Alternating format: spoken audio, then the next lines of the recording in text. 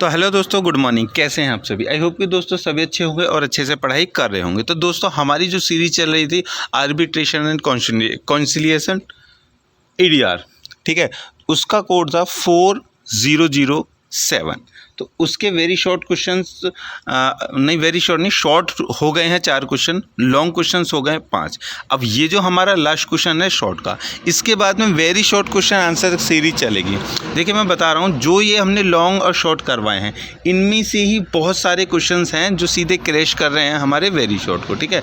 तो very short के may be ज़्यादा से ज़्यादा 4 या 5 क्वेश्चन ही उसमें से इंपॉर्टेंट कराने पड़ेंगे जो इनमें जिनका मेंशन नहीं किया गया है, ठीक है। बाकी इनमें हो गया है तो उनको दोबारा से रिपीट करके हम आपका टाइम वेस्ट नहीं करेंगे, ठीक है। चलिए तो हम चलते हैं हमारे शॉर्ट के लास्ट क्वेश्चन पर।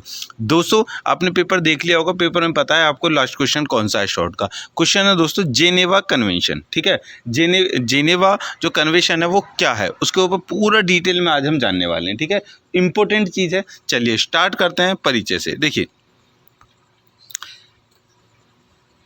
हेनरी डुनांट जेनेवा स्विट्जरलैंड के एक अमीर आदमी थे। ध्यान रखना, हेनरी डुनांट जेनेवा स्विट्जरलैंड के एक अमीर आदमी थे।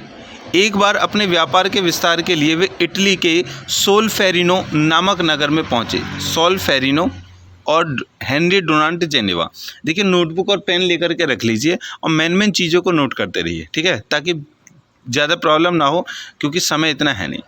मतलब कि डुनांट जेनेवा स्विट्जरलैंड के अमीर व्यक्ति थे और वो अपने व्यापार को बढ़ाने के लिए इटली के सोल्फेरिनो नामक नगर में पहुंचे।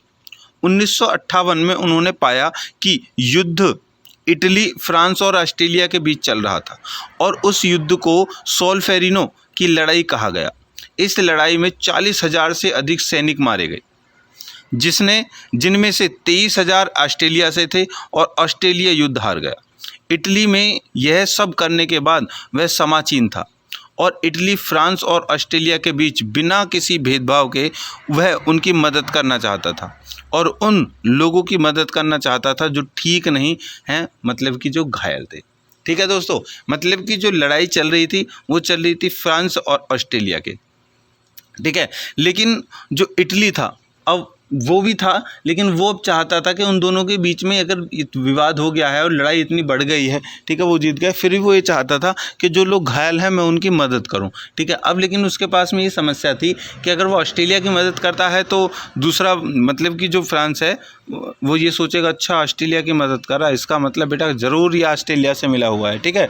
फ्रांस ये सोचेगा, फ्रांस की मदद करता है तो ऑस्ट्रेलिया सोचेगा। इसमें थोड़ी सी उधेड़-बुन में वो इटली था। लेकिन डुनांट ने देखा कि ऑस्ट्रेलियाई सैनिक जो घायल और अक्षम थे इटली में मारे गए। घायलों की दुर्दशा से प्रेरित होकर के वह उनकी मदद करना चाहते थे और जो लोग उनके काम को देखते थे उनके भाव से प्रभावित हुए और उनमें शामिल हो गए। अब इस समय टुट्टी फ्रैटेली वाक्यांश का बहुत अधिक प्रयोग किया जाता था। इस वाक्यांश का अर्थ है कि हम सभी स्विट्जरलैंड लौटने के बाद भाई हैं।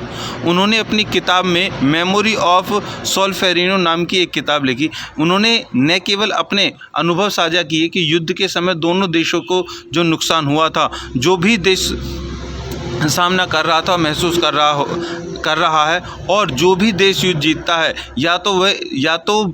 या जो भी इसलिए युद्ध हार गए, देश हमेशा अपने खोए हुए योद्धा के बारे में बुरा महसूस करता है। कहने का मतलब यह है कि जिस देश में युद्ध हो रहे हैं, जो देश युद्ध होने के बाद जीत गया, जो देश युद्ध जीतने के बाद कोई भी कंडीशन हो, जैसे अभी यूक्रेन की और रशिया की वो चल रही है ना, एक समय ऐसा आएगा, काफ़ी लंबा हो चुका है उनका युद्ध चलते चलते, लेकिन एक समय ऐसा आएगा कि किसी न किसी को तो हारना पड़ेगा। देन कंडीशन ये होगी कि जो भी देश हैं जिनके वो सैनिक जो लॉस्ट हो गए हैं, उन सैनिकों के ऊपर वो एक दुख मनाएंगे, ठीक है, शोक मनाएंगे। तो इसी चीज़ के लिए यहाँ पर जो हेनरी डुनांट है वो इस बात को एक्सप्लेन कर रहे हैं, ठीक है दोस्तों। चलिए आगे चलते हैं। डुनांट ने अपनी किताब में सुझाव दिए हैं। अपनी पुस्तक में उन्होंने पूर्व सगों का भी सुझाव दिया है और पहला प्रस्ताव जो उन्होंने बताया था, मतलब डुरांट ने अपनी किताब जो लिखी थी उसमें साझा किए थे और अपनी पुस्तक में उन्होंने जो अपने पूर्व सगे थे, पूर्व सगे का मतलब जो भी उनके जो उनसे ऊपर वाली पीढ़ियां थी वो, और उनसे जो प्रस्ताव उन्होंने दिया वो यह था कि स्वेच्छा से राहत देने वाली सोसाइटी, यहाँ ड्यूनेंट के कहने का मतलब था कि हर देश को स्वैच्छिक राहत सोसाइटी बनानी चाहिए जो बिना भेदभाव के घायल लोगों की मदद करे। कितनी अच्छी उनकी सोच थी। वो कहते थे कि कोई भी एक देश है, हर देश के पास में एक ऐसी समिति होनी चाहिए, ठीक है, जो किसी भी देश की बिना किसी भेदभाव के, बिना किसी उसके, वो एक दूसरे की मदद करें। साथ ही अंतर्राष्ट्रीय स्तर पर हमें एक ऐसा समझौता करना चाहिए जो युद्ध के समय पालन किए जाने वाले सिद्धांतों को निर्धारित करे। और ऐसी जो समिति, मतलब जो अंतर्राष्ट्रीय लेवल पे जो संधियां होती हैं, इस तरह की एक संधि होनी चाहिए, शांति संधि, ठीक है, मतलब इस तरह के जो युद्ध, अभी जैसे यूक्रेन और रशिया का जो युद्ध चल रहा है, ठीक है, तो अंतर्राष्ट्रीय लेवल पर और देशों ने भी काफ़ी प्रयास किए हैं उस युद्ध को रोकने के लिए, ठीक है, लेकिन कहीं पर भी कुछ भी कंडीशन ऐसी नहीं हो पाई है कि वो एक दूसरे को रोक सके। तो डुनांट इसी चीज़ के लिए कहते हैं कि एक संधि ऐसी होनी चाहिए, एक समिति ऐसी बननी चाहिए कि जब इस तरह के युद्ध हों तो उन युद्धों को रोकने के लिए वो कारगर सिद्ध हो।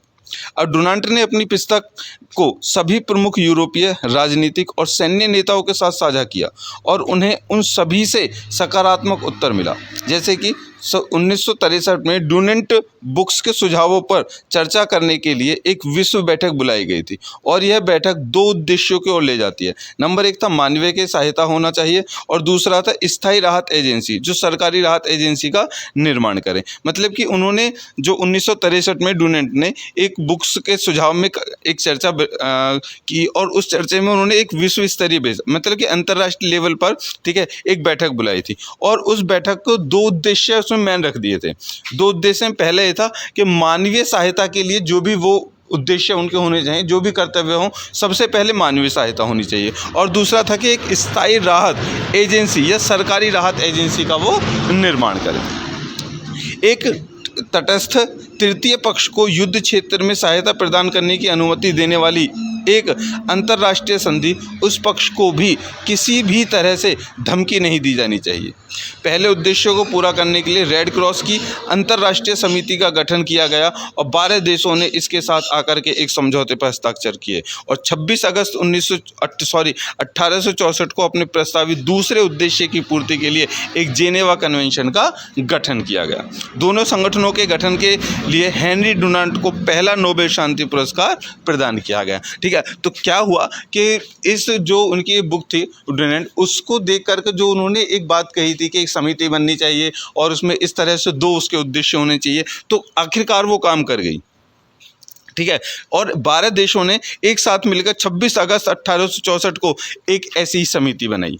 ठीक है, जो जेनेवा में हुई, तो इसीलिए उसको जेनेवा कन्वेंशन का गठन का नाम दिया गया। ठीक है दोस्तों, चलिए, और इसी काम के लिए सबसे पहले डुनांट हेनरी डुनांट को पहला नोबेल पुरस्कार प्रदान किया गया था। ठीक है, चलिए आगे बढ़ें। देखिए, पहला जेनेवा कन्वेंशन 1864 में किया गया था। तो पहला जेनेवा कन्वेंशन 1864 में किया गया था, जिसमें कहा गया था कि युद्ध के समय सेना में घायल और बीमारों की स्थिति, उनका इलाज कैसे किया जाएगा और उन्हें किस स्थिति में रखा जाना चाहिए। घायल कंधों को प्रताड़ित नहीं करना चाहिए और अनावश्यक दर्द नहीं देना चाहिए। यदि प्रतिद्वंदी घायल हो जाता है तो लड़ाई लड़ना उनका कर्तव्य है और उन्हें उचित चिकित्सा सुविधाएं प्रदान करनी चाहिए। जो कोई भी धर्म के माध्यम से युद्ध से शामिल हो, उसे नहीं पकड़ा जाना चाहिए। 1906 में दूसरा जेनेवा सम्मेलन आयोजित किया गया, जिसमें समुद्र में घायल, बीमार, जहाज की तबाही वाले सैन्य कर्मियों की सुरक्षा की बात कही गई थी। अब थे इसकी समस्या, मतलब ये उद्देश्य थे जो हुए थे। एक तो हुआ था 1864 में, दूसरा जो सम्मेलन हुआ था 1906 में। ठीक है, दोनों के उद्देश्य थे। अब चलते हैं समस्या के बारे में। देखिए, प्रथम विश्व युद्ध के बाद, ठीक है, सबको पता होगा प्रथम विश्व युद्ध के बारे में, सभी लोगों ने पढ़ा होगा। ठीक है, देखिए, प्रथम विश्व युद्ध के बाद यह स्पष्ट था कि देश इन सम्मेलनों को गंभीरता से नहीं ले रहे थे। लेख और संधियों को हल्के में ले लिया गया था और ऐसी कई चीज़ें थी जो वास्तव में युद्ध क्षेत्र में हो रही थी, जो पहले और में शामिल नहीं थी। दूसरा जेनेवा कन्वेंशन और इसके लिए 1929 में तीसरा जेनेवा कन्वेंशन, जिसमें कन्वेंशन के अनुसार युद्ध के कैदियों के बारे में बात कही गई थी। युद्ध के कैदियों को मानवीय स्थिति में रखा जाना चाहिए। इस कन्वेंशन में कहा गया था कि इन कैदियों के लिए इंटरनेशनल रेड क्रॉस सोसाइटी तटस्थ तीसरे पक्ष के रूप में कार्य करेगा और युद्ध बंदियों पर नज़र रखेगा। मतलब कि जो रेड क्रॉस सोसाइटी है, आप जल्दी से नेट पर डाल करके आप उसको देख सकते हैं और उसके बारे में पढ़ सकते हैं। ठीक है, एक्चुअली जो वो समिति है वो क्या करती है, वो मीडिएशन का काम करती है। ठीक है, मतलब जब दो देशों के बीच में जो युद्ध होता है और युद्ध के में जितने भी जो युद्ध बंदी होते हैं, ठीक है, उनकी केयर के लिए उनकी कोई आवश्यकता है तो उसके लिए ये जो रेड क्रॉस सोसाइटी है वो अपने कर्तव्य का पालन करती है। ठीक है दोस्तों, चलिए, तो 1929 के तीसरे जेनेवा कन्वेंशन पर जर्मनी सहित कई देशों ने हस्ताक्षर किए और इसकी पुष्टि की। द्वितीय विश्व युद्ध के समय जेनेवा कन्वेंशन नहीं रुका। विशेष रूप से जर्मनी द्वारा कन्वेंशन के प्रावधानों का घोर उल्लंघन किया गया। 1929 में जर्मनी ने जिनेवा कन्वेंशन पर हस्ताक्षर किए, लेकिन द्वितीय विश्व युद्ध के समय कन्वेंशन का उल्लंघन किया गया था और जो नागरिक इसमें शामिल नहीं थे उन्हें प्रताड़ित भी किया गया। यहूदियों को बड़े पैमाने पर जातीय संहार, प्रलय, पकड़े गए सैनिकों पर वैज्ञानिक प्रयोगों के लिए भेजा गया और यहूदियों को जैविक प्रयोगों का सामना करना पड़ा और इसके कारण वर्ष 1949 में चौथा जेनेवा सम्मेलन हुआ। इट मीन्स कि समस्या ये थी कि 3 जो कन्वेंशन हुए थे तब तक थोड़ी बात ठीक थी, लेकिन 3 के बाद में जो गैप हो गया ना थोड़ा सा, ठीक है, 1929 से लेकर के जो फिर बाद में जो चीज़ें बदली हैं उसमें बहुत ज़्यादा चीज़ें बिगड़ गई। ठीक है, उन जो भी लोग थे उन्होंने उन चीज़ों को फ़ायदा उठाना स्टार्ट कर दिया। अब फ़ायदा जब उठाया गया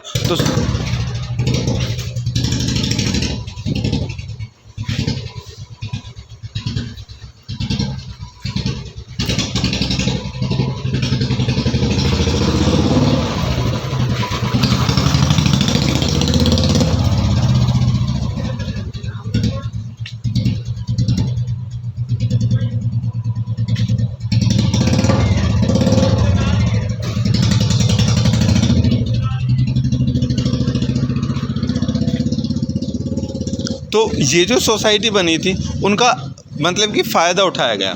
कह सकते हैं कि वो जो ये जो समितियाँ बनी थी इनका काम था केवल के बुरे दौर में पर्सनली तौर से जो ह्यूमैनिटी को बचाना था, ऐसे समझ सकते हैं। ठीक है, लेकिन उनका भी लोगों ने फ़ायदा उठाया। ठीक है, और लोगों के साथ में और भी ज़्यादा बुरा किया, मेन तौर पर जो जर्मनी थी उसने। ठीक है, चलिए, अब है मारे गए युद्धों में बंदियों का प्रतिशत। उस समय पर जो मारे गए युद्धों में जो बंदियों का प्रतिशत था वो ऐसे था। द्वितीय विश्व युद्ध में देखिए, रूसी POW जर्मनी द्वारा आयोजित 57.5%, रूसियों द्वारा आयोजित जर्मन, मतलब ये सारी सीरीज है, इसको देख लीजिए। ठीक है, उसके बाद में क्या हुआ कि चौथा जेनेवा कन्वेंशन एक प्रकार का विस्तार था। ठीक है, और इसमें गैर लड़ाकों की सुरक्षा के बारे में बात की गई थी। वे हैं जो प्रत्यक्ष रूप से युद्ध में भाग नहीं लेते हैं। उदाहरण के लिए घायल लोग, बच्चे, वृद्ध लोग मतलब बूढ़े लोग, गर्भवती महिलाएं, प्रेग्नेंट फीमेल्स। एंड इस सम्मेलन में ऐसे लोग भी शामिल थे। इस कन्वेंशन में का परिभाषित तत्व युद्ध के कैदियों और गैर लड़ाकू नागरिकों के बारे में प्रावधान था। चौथा जेनेवा कन्वेंशन 1949 द्वितीय युद्ध के सबक के अनुसार संशोधित और अद्यतन किया गया था। प्रत्येक देश का एक पक्ष है और इस प्रकार यह उपकरण सार्वभौमिक रूप से लागू है। मतलब कि 1949 के बाद में जो द्वितीय विश्व युद्ध में जो संहार हुआ था ना, जो देशों ने मतलब कि सब यार अपने अपने छोड़ो, वो ह्यूमैनिटी की बहुत ज़्यादा दर्दनाक मौत थी, मैं ये कह सकता हूँ। ठीक है, तो वो जो हुआ था उसके बाद से, ठीक है, वो उसी के ऊपर संहार के ऊपर किया गया था कि अब ऐसा कभी भी नहीं होना चाहिए। तो चौथा जेनेवा कन्वेंशन युद्ध बंदियों को 6 अधिकार प्रदान करता था। क्या थे वो? सबसे प्रताड़ित नहीं किया जाना चाहिए, मतलब जो पहले से प्रताड़ित था उसको और प्रताड़ित दोबारा से नहीं किया जाना चाहिए। दूसरा था, उन्हें केवल नाम, रैंक, जन्म तिथि, सीरियल नंबर, स्थान देना होता है जहां उन्हें पकड़ा गया था। उसके बाद उन्हें उपयुक्त आवास और पर्याप्त मात्रा में भोजन मिलना चाहिए। चौथा, उनका इलाज नहीं किया जाना चाहिए, अलग अलग कोई भेदभाव नहीं किया जाना चाहिए। उनका इलाज नहीं किया जाना चाहिए, अलग अलग कोई भेदभाव नहीं किया जाना चाहिए, इलाज किया जाना चाहिए। ठीक है, इलाज किया जाना चाहिए, और अलग अलग कोई भेदभाव नहीं किया जाना चाहिए, ये था। उन्होंने अपने परिवार के साथ पत्राचार करने और देखभाल पैकेज करने का भी अधिकार प्राप्त था, और रेड क्रॉस को युद्ध बंदियों से मिलने और उनके रहने की स्थिति की जांच करने का भी अधिकार था। मतलब कि जो रेड क्रॉस सोसाइटी थी, ठीक है, उसको ये अधिकार था कि जो जो पकड़े गए हैं, जो कैदी हैं, उन पर क्या करें, उनकी अवलोकन करते रहें, ठीक है, उन पर जांच देखते रहें क्या उनको सही से रह रहे हैं या नहीं रह रहे हैं, इस तरह से, ठीक है। चलिए अब देखते हैं जेनेवा संधि के मुख्य नियम क्या हैं। देखिए, जिनेवा संधि के कुछ मुख्य नियम है कि एक व्यक्ति जो युद्ध में भाग नहीं ले रहा है उसे सभी परिस्थितियों में मानवीय रूप से रक्षा और सम्मान मिलना चाहिए। दूसरा यह था कि आत्मसमर्पण करने वाले शत्रु को मारना और घायल करना बिल्कुल मनाही होगी। मतलब कि जिसने, जब आप सामने से, मतलब कि युद्ध हो रहा है सामने से और सामने वाले ने अपने आप पे घुटने टेक दिए हों तो फिर उसको मारना नहीं चाहिए। उसके बाद घायलों और बीमारों की देखभाल सत्ता में पार्टी द्वारा की जाएगी।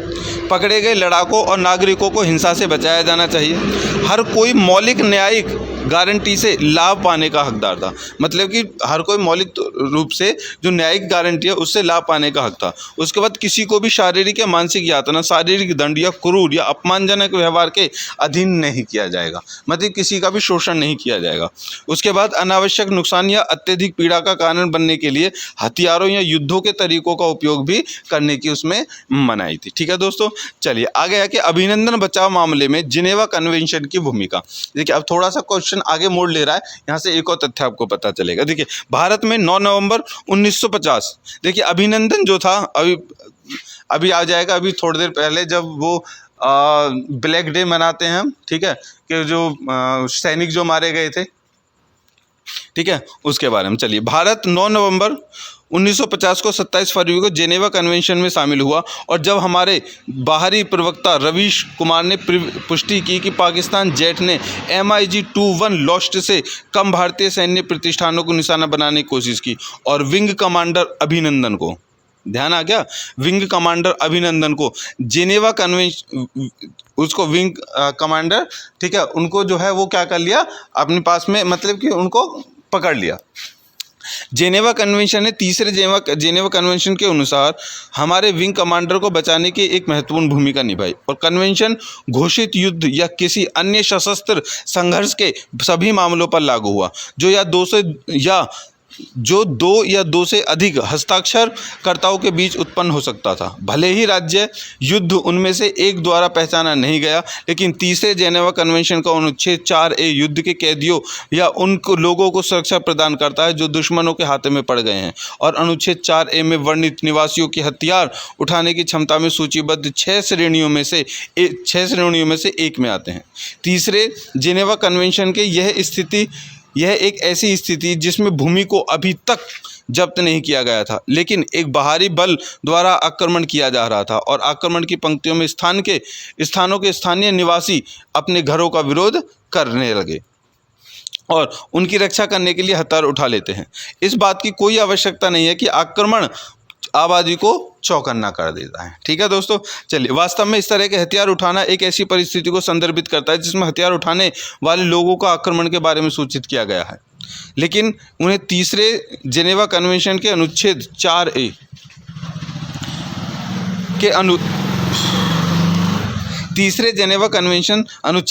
के अनुसार खुद को व्यवस्थित करने के लिए पर्याप्त समय नहीं मिलता। पैराग्राफ 1 और 2 इस नियम को लागू करने के लिए यह जनहित में होना चाहिए। तीसरे जेनेवा कन्वेंशन के तहत युद्ध के कैदियों को प्रदान की जाने वाली सुरक्षा तब शुरू होती है जब उन्हें दुश्मन द्वारा पकड़ लिया जाता है और समाप्त होने पर उन्हें अंततः रिहा और प्रत्यावर्तित किया जाता है। चलिए, आज मुझे भी ये पता चल गया दोस्तों, अभी जब अभिनंदन जो विंग कमांडर थे, ठीक है, वो पाकिस्तान के ऊपर से जब अपने जहाज को उड़ा रहे थे तो वो वहाँ पर उनका जो जेट था वो गिर गया था और उनको पकड़ लिया गया था। उस समय पर मीडिया में एक खबर फैली थी, मोदी मोदी मोदी, मोदी ने छुटा दिया उसको। आज तुम्हें सच्चाई पता चल गई है कि उसमें मोदी का एक्चुअली कोई हाथ नहीं था, जिनेवा कन्वेंशन का हाथ था। ठीक है दोस्तों, तो ध्यान रखना, इन अफवाहों से थोड़ी सी बचना चाहिए कि मीडिया या फिर कोई भी है वो कुछ भी बोल सकती है। ठीक है, आपको सच्चाई जाननी चाहिए। हालांकि मैं भी ये कह रहा हूँ, मुझे भी अभी तक नहीं पता था कि इसके पीछे ये सच्चाई थी। ठीक है, चलिए आगे चलते हैं। मतलब कि विंग कमांडर जो अभिनंदन है उसको छुड़ाने में, उसको वापस करने के लिए ये जो अनुच्छेद है वो काम किया था, मोदी ने काम नहीं किया था, ध्यान रखना।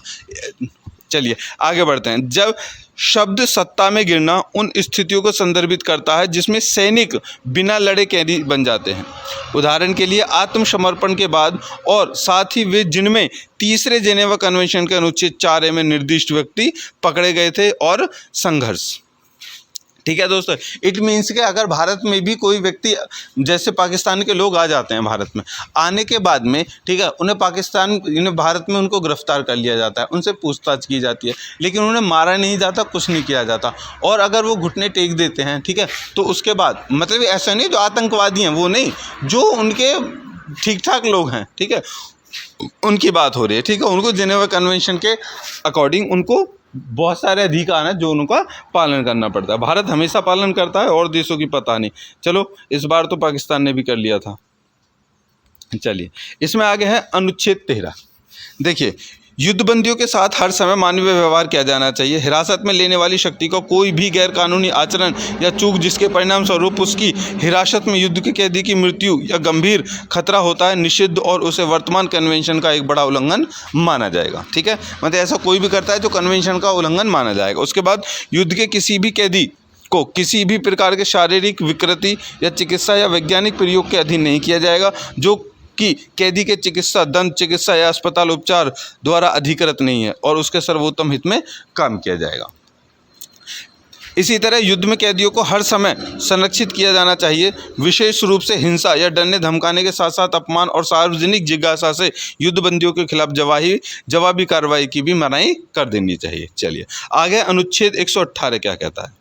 अनुच्छेद 118 कहता है कि शत्रुता की समाप्ति पर युद्धबंदियों की रिहाई और परिवर्तन। सक्रिय शत्रुता समाप्त होने के बाद युद्ध बंदियों को जल्द से जल्द मुक्त और प्रत्यावर्तित किया जाना चाहिए। शत्रुता को समाप्त करने की दृष्टि से संघर्ष के पक्षकारों के बीच किसी भी समझौते में उपरोक्त प्रभाव के लिए शर्तों के अभाव में या इस तरह के समझौते की अनुपस्थिति में हिरासत में लेने वाली शक्तियों में से प्रत्येक निम्नलिखित के बाद प्रत्यावर्तन की योजना को स्थापित और क्रियान्वित करेगी। पिछले पैराग्राफ में उल्लेखित सिद्धांत में हमने देखा था किसी भी स्थिति में युद्धबंदियों की गई कार्रवाई के बारे में सूचित किया जाना। सभी स्थितियों में युद्धबंदियों के प्रत्यावर्तन की लागत को हिरासत में लेने वाली शक्ति और उस शक्ति के बीच समान रूप से साझा किया जाना चाहिए जिस पर बंदी निर्भर है। यह आवंटन निम्नलिखित मानदंडों के आधार पर किया जाएगा। कौन से हैं कि यदि दो शक्तियां सन्निहित हैं तो वह शक्ति जिसके क्षेत्र में युद्धबंदी निर्भर है हिरासत में लेने वाली शक्ति को सीमा से प्रत्यावर्तन की लागत का वहन करेगी, और यदि दो शक्तियां सन्निहित नहीं हैं तो निरोधक शक्ति युद्धबंदियों को अपने क्षेत्र में ले जाने की लागत को वहन करेगी जहां तक कि इसकी सीमा या उस शक्ति के क्षेत्र के निकटतम आरोहण का बंदरगाह है जिसके क्षेत्र में युद्ध बंदियों का भरोसा संबंधित पक्षों का आपस में शेष प्रत्यावर्तन लागतों की उचित विभाजन पर सहमत होना चाहिए। युद्ध बंदियों के प्रत्यावर्तन में किसी भी देरी को इस समझौते के निष्कर्ष से क्षमा नहीं किया जाएगा। ठीक है दोस्तों, चलिए अब यदि कोई देश युद्ध के नियमों को तोड़ता है तो क्या होगा।